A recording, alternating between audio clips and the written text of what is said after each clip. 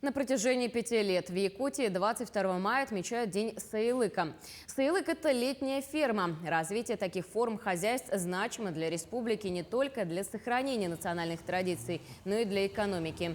В этом году больше всего летних ферм в Усть-Алданском, Сунтарском и Мегино-Канагаласском районах. В последние годы на их строительство из госбюджета республики направлено более 75 миллионов рублей.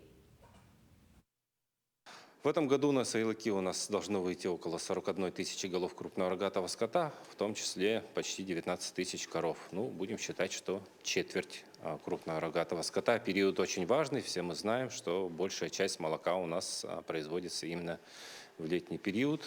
2000 человек на летний период обретут для себя временное новое место работы. Сейчас, конечно, с паводковой ситуацией работы немножко в некоторых улусах приостановились, но я думаю, скоро все войдет в русло.